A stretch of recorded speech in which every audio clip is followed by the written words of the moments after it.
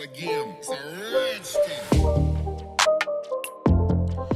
What's going on, everybody? It's the Bull Show, aka Aiden, and welcome back to another video. Ladies and gentlemen, today we're going to be discussing a fairly long episode of Chicago Bulls Weekly, at least I predict it will be, because we'll be dissecting the previous results, which would be 5 games for the Chicago Bulls, obviously including the Brooklyn Nets game, and we also have to talk about the upcoming week with the awards given throughout the week as well. Now, I know a lot of people want the season to end already, and look, I'm kind of 50-50 at this point in time, because I want to see how far this team can go, and I'd like to see this team go into the play-in and maybe make a first round of the playoffs, but at the same time, I'd be also more than happy to see the season end and we could just talk about the off-season, not watch some of these games, which could be great sometimes but complete misery in others. I think a lot of people just don't like the inconsistency of how we're playing, and because of that, people feel great one game like we did against Brooklyn and then feel miserable in the game against Phoenix and stuff like that, and the Raptors. So again, it is what it is. It comes with the territory. You win some, you lose some, you feel great, you feel bad.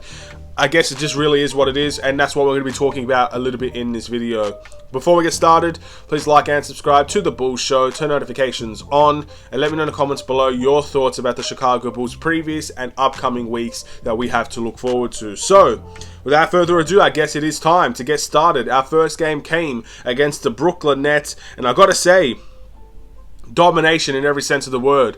This was the return, I believe, of the NBA, I guess. We versed Brooklyn in our first game back post the All-Star break, Patrick Beverley's debut, and you couldn't ask for a better one. 131-87 was the scoreline. We were dominant from the very get-go to the very end of the game. Yes, you could argue Brooklyn didn't play their best game. You've seen them play recently. They played a lot better than how they played us, but at the same time, it doesn't really matter. We made them play badly to an extent, and also we don't have time for them to bring out their best game against us. We need to win any single game possible. Not everybody's going to play amazing every single night, and we're going to have to take that win. We need that win at the end of the day. We've got to keep on winning our home games, and this was a great start. This gave a lot of people a lot more excitement for our future games. And again, the Pat Bev effect, a lot of people were talking about it, and it was in full effect in that game against the Brooklyn Nets. Then we turned into our next game against the Washington Wizards, and we had another great defensive performance. We won this game 102-82. And again, it was one of those games where I personally felt like it was close and competitive for most of the game, but in the fourth quarter we exploded. Very, very rare. That doesn't happen a lot for this Bulls team. Usually in the fourth quarter we crumble, we fall, we disappear, or in fact, we don't even just disappear, we basically let another team win. That's how we've seen this season go. But not this time. For the Bulls, we had a very, very, very strong defensive display. Obviously, Washington had an injured Porzingis in this game that may have had, I guess, a different factor into the game that would have helped them. But again, you take what's given in this league, and we walked away with a very, very big win against Washington. But then we moved to the Toronto Raptors, and we lost this game 104-98 over in Toronto. And I'm not surprised, because Billy Donovan made the crucial error for us to lose this game. He didn't start Patrick Williams. He didn't go with bigger bodies, because Toronto is one of the biggest teams in the NBA. With Jakob Poeltl as well, their biggest worry was that they didn't have a main center. That was always Toronto's big issue, in my opinion. Yes, they had big bodies in every single department, but the center position was rightfully ours.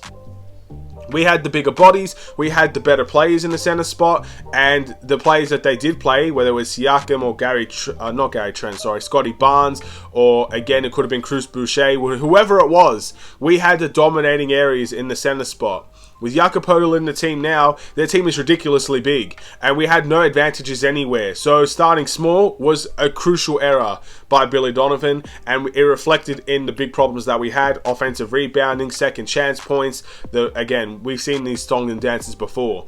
And I will say this, just because Patrick Williams didn't start this game, Patrick Williams did start this game, the outcome still may have not been the same. So we can't treat it as like it's the only reason why we lost. But at the same time, there there was a clear, I guess, solution there that could have maybe given us a better chance, and we didn't take it there. So, yeah, we deserved to lose that game. Then we move into the Detroit game. We won this game 117 to 115. This was the game where we blew a 21-point lead in the fourth quarter, or we came close to blowing a 21-point lead in the fourth quarter. And because of a very bad mistake by Ivy that obviously led to technical free throws and the ball in our hands, we won that game by 2 points. So, again, it's one of the situations where I can't say we would have lost this game if that mistake wasn't happened, because they still had to get the ball in and they still had to take a tough shot that would either send it to overtime or win the game for them. And again, we just don't know if that was to happen or not. And a lot of people can say a lot of theories, but we just wouldn't know at this point. So yeah, ultimately it's a win. It's a win that I kind of felt like was a loss, but you got to take these wins in your stride, and we did beat a team that we should be beating in the Detroit Pistons. Then the last game, and I guess the most disappointing one of the whole bunch really, was the Phoenix Suns, where we competed for 3 quarters of this game. We had a great second quarter that actually gave us the lead at halftime, but it wasn't sustainable. Phoenix were too much offensively and defensively for us. We lost this game 125 to 104. In my opinion, we played a better game than that was showed, because we lost by 21 points, but that fourth quarter was ridiculous by the Bulls, and Phoenix had their closers in full effect. Devin Booker made some big shots. Chris Paul didn't score most of this game, but in the fourth quarter, he came alive. He got assists. He made shots. And then Kevin Durant is Kevin Durant at the end of the day. Yeah, it's going to be a very hard matchup, whoever decides to verse Phoenix in the playoffs, or whoever will get Phoenix in the playoffs. I wish them the best of luck, but yeah, when I look at that Phoenix Suns team, if they could get it all together by the playoffs, that's a living nightmare of a team that any team's going to have to be facing. And that team without Kevin Durant made the finals. Of course, it's a little bit different, but it is what it is. They're definitely in the front line of, I guess, trying to win a championship at this point in time.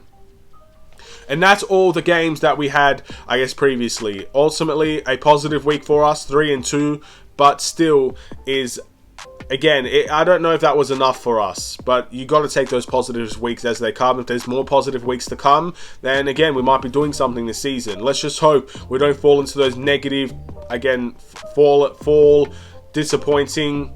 We don't want to play any more type teams that will throw a hissy fit after a bad foul, or will complain and just give up in the fourth quarter. I hope that's not the team that we're going to be seeing for the long term for the Chicago Bulls in the next, for the rest of the season. Let's look at the awards. The awards that we usually give out: the Must Improve of the Week, the Defensive Player of the Week, the Sixth Man of the Week, and the Player of the Week in general. And I think this really speaks for itself here. Let's start off with the Must Improve. Again, I think it speaks for itself. I'm picking Nikola Vucevic.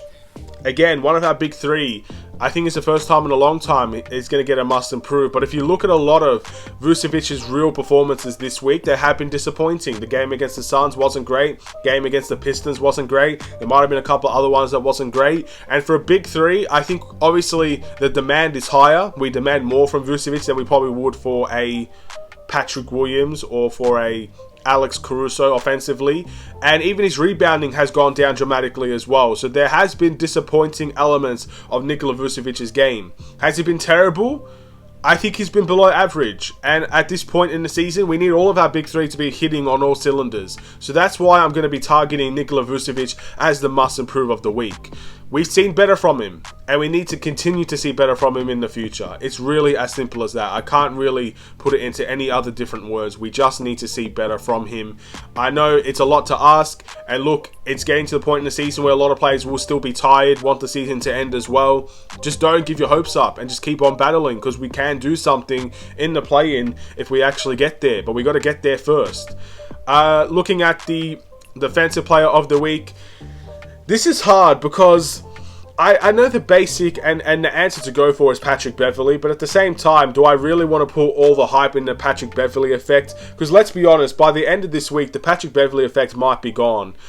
Because, yes, he brings a lot of defensive energy, but I still feel like this team is fairly similar to where it was without Patrick Beverley. He just adds another dimension on the defensive end, which will obviously help us. I will pick Patrick Beverley, but at the same time, if people wanted to say Alex Caruso, or if people even wanted to say a Patrick Williams or something like that for trying to guard Kevin Durant, or again, you could even target one of our other guys on this team, like an Io. Io had a great game defensively against the Suns. You could target him. Whatever the case may be, I will target Patrick Beverley. There was one game where he had 10 assists, 10 rebounds, and 4 steals. And I think that was the game that really made it for me, I guess, a no-brainer. But at the same time, I don't want to put all my hype in the Pat Bev effect. I really, really don't. So I don't know how much of a difference it makes. I don't want to jump all the way to one side and say, oh my God, Patrick Beverley's amazing. He's a must-keep. He's the guy that's going to revolutionize this team.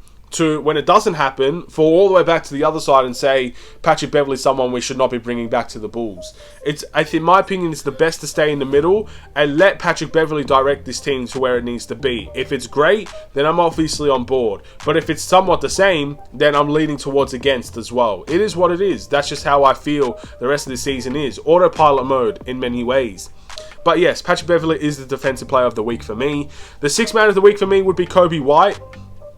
There are a couple times Patrick Williams had great games. I think he's definitely in contention for this. But there are a couple of games where he's been fairly disappointing. Io as well, a couple great games, couple bad games. I think Coby White had 2 very good scoring games for the Chicago Bulls, and then he obviously adds different elements to this team as well. So I'd probably pick him, but I wouldn't necessarily say it's cut and dry as defensive player of the week. There are certainly more candidates out there that you can definitely go for. And the player of the week, I believe that's the last one left. It would be Zach LaVine for me. Zach LaVine has been very, very good most of this week. He hasn't really put a foot wrong for this week. And since the return of the post-All-Star break, he's done very well against Brooklyn. Did very well against Detroit. Did okay, I guess, against the Suns. And he did okay against the Raptors, I believe, as well. Look, there's not much you could say badly about Zach LaVine this week. So that's where I'll target his performance overall. And that's really it for the rewards, ladies and gentlemen. Now we've got games looking forward to in the upcoming week. And if I'm not mistaken, we might have 4 games to look forward to this week. Actually, no, we have 3 games. There you go, ladies and gentlemen. We're going to start off with the next game. And it's going to be very, very early, in a couple of hours, actually, for you guys. It's going to be against the Indiana Pacers. This will be at home. Now, for a quick announcement, obviously, Mondays at early for me. It's university time, so I will not be able to watch this game live, or if I watch most of this game live, I will not be able to make a game reaction straight away. As you know, I don't need to explain myself further. I think you guys fully understand where I'm coming from here. So that's really all I got to say. I won't be able to watch this game live, and therefore I will not be able to give a game reaction straight after the game. So that will happen probably 24 hours later. And again, hopefully it's still talking about a win, and I think most people will take that if we're talking about a win. The next game after that will be away from home. We're traveling out west to versus the Denver Nuggets. Now, it's been a long time since we versed Denver, one of the more consistent teams in the NBA this season, and it's probably a team that's most definitely slept on in terms of competing in the NBA and competing in playoffs and potentially competing for a championship. But if you guys remember last time we versed the Denver Nuggets, we got manhandled, we got destroyed. It's one of those games where Zach LaVine had to come out and say, yeah, we didn't play with enough energy. One of those games. You remember those games? All the time. But it happened against Denver as well. And they destroyed us. And it wasn't even just Jokic. Jokic wasn't necessarily amazing scoring-wise. If I'm not mistaken, I don't even think he got double-digit points in this game. But the dude was just doing everything for them. And at the end of the day, they walked out with a pretty convincing win in Chicago. So I'm not looking forward to that game, I've got to be honest. I'm frightened of Denver. I'm terrified of the Denver Nuggets. So I also think they're a matchup nightmare for us. But yeah, I think we'll just wait and see. Maybe the Bulls can surprise us in that game. Then we got away from home, the Houston Rockets. That's our third game of the season, third game of this week, and the final game of this week for the Chicago Bulls. And it's a game I fully expect to win. I think Houston, I think they've had somewhat of a decent role, but I still feel I don't really recall what they've done recently, but I'm assuming they're going to be a team that the Bulls should still be the favourites in. But I believe also last time we lost to the Houston Rockets, or we came very close to losing to them. So we've lost to Houston before, and they basically got a lot of their points from isolation and attacking the basket. I remember that for sure. So it won't be an easy game. And look, if they could beat us in Chicago, they can most definitely beat us over in Houston. But hopefully this team has a backbone now, because back then, no backbone in sight, no heart, desire in sight. at least with Patrick Beverley, there's one thing we do have, and that's heart. So hopefully we will not let Houston run over us, but we shall wait and see. And that's really it for the Bulls. I'm predicting a 2-1 week. I think we have to beat the Pacers. I think it's a must-win game to ensure they don't get a tiebreaker over us. And for the Houston Rockets game, I expect us to win. The Denver game, I'm crying. I do not want to face the Denver Nuggets right now. So yeah, there we go, ladies and gentlemen. Thank you guys for watching. Please like and subscribe if you're new. I'll see you in the next Chicago Bulls Weekly if you watch every week. If not, I will see you in the next video, which will probably be a game reaction for the Chicago Bulls and the Indiana Pacers. Stay safe, stay healthy, stay tuned for more. Take care and peace. It's not a game.